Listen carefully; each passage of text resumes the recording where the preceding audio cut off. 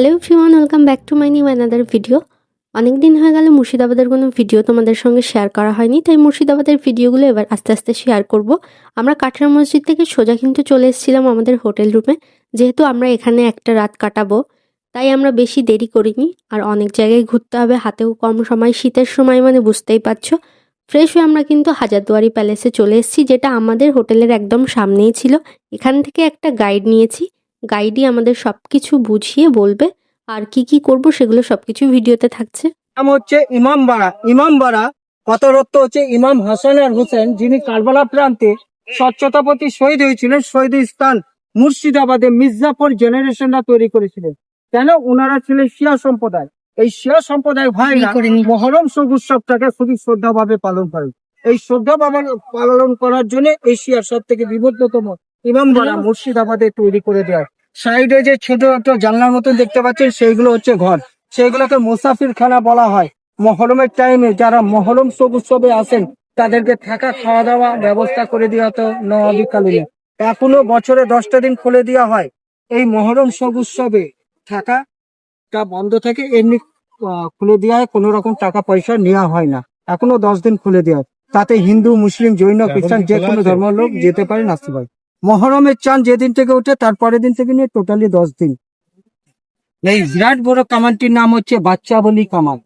বাচ্চাবলী কামান নাম এই কারণে করো যে এটা আজ থেকে 200 বছর আগে ভাগীরথী গঙ্গার গর্ভে থেকে এই বিল্ডিং এ যখন নির্মাণ করা হয়, তখন সাদা বালি তুলতে তুলতে এই কামানটিকে পাওয়া যায়। কামানটিকে পাওয়ার পরে পরিষ্কার করে একবারই টেস্ট করা হয়।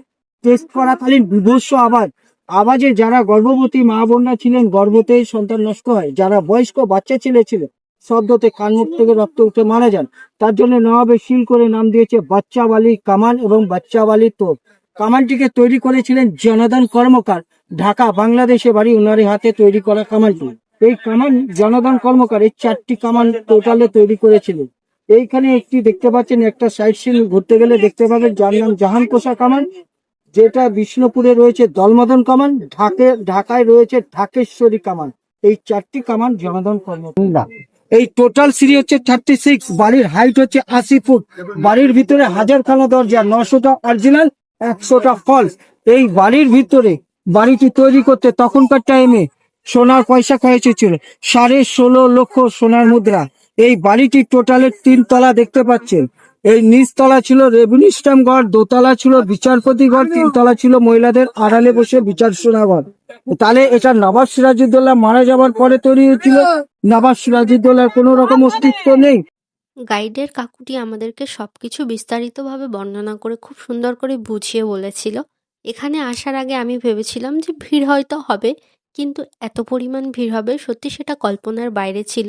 যেহেতু এখন সবাই ঘুরছে, প্রচণ্ডই ভিড় ছিল, শুধু শীতকাল ছিল বলে কিছুই মনে হয়নি। যাই হোক, এখানে মুর্শিদাবাদে কিন্তু আমি এর আগেও একবার এসেছি, অনেক বছর আগে, যখন অনেকটাই ছোট ছিলাম। আগে নবাব সিরাজউদ্দৌলার মা আমিনা বেগম মনে বাসনা প্রার্থনা করলেন, আমার ছেলে যদি উড়িষ্যা, বিহার, বাঙ্গালের রাজধানী রাজা হয়, তো আমি মক্কা শরীফ থেকে পবিত্র মাটি এনে এখানে মদিনা তৈরি করে দেবে। যারা গরিব মানুষ মক্কায় হজ করতে যাওয়ার সমর্থ ক্ষমতা নেই, সেই নীতিটা স্বপ্নবর।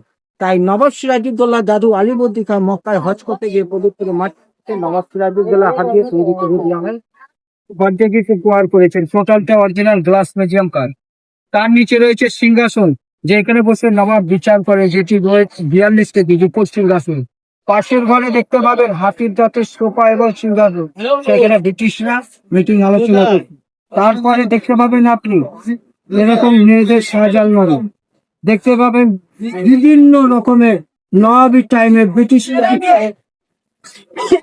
টোটাল জিনিসগুলো দেখে যে বেড়াতে হবে। নিচ দিয়ে হচ্ছে ঢোকার রাস্তা, নিচে হচ্ছে ম্যাজিক আয়না, বডি দেখা যায়, মুন্ডু দেখা যায় না। গাইড কাকুটির কাজ ছিল এই অবধি। আমরা তার মধ্যে কিন্তু হাজারদুয়ারি প্যালেসের ভিতর ঘুরে নিয়েছি। হাজারদুয়ারি প্যালেসের ভিতর সম্পূর্ণভাবে ফটোগ্রাফি বা ভিডিওগ্রাফি নিষিদ্ধ আছে, সেই জন্য আমরা বাইরে দাঁড়িয়ে কিছু ফটোস আর ভিডিও ক্লিক করে নিচ্ছিলাম। তারপর আমরা এখান থেকে বের হয়ে যাচ্ছিলাম, যেহেতু আমাদেরকে আরও অনেকটা জায়গায় যেতে হবে, হাতেও অনেকটা কম সময়, দুপুর হয়ে গেছে। আর এই ব্যাক সাইডটা ভীষণ সুন্দর, এখানে দাঁড়িয়ে আমাদের কোনো রকম ফটো তোলা হয়নি। দুপুরের খাবার খেতে এসে অভিজ্ঞতাটা এত পরিমাণ বাজে হয়েছে বলে বোঝাতে পারবো না। এটা ডাল ছিল কি ছিল আমি জানি না আদেও, আর ওটা ঝুরি আলু ভাজা, আমি এখানে বসেছিলাম কখন আসল তরকারিটা আসবে বলে। ডালের কথা আমি বাদই দিলাম। কোনো রকম খেয়ে নিয়েছিলাম।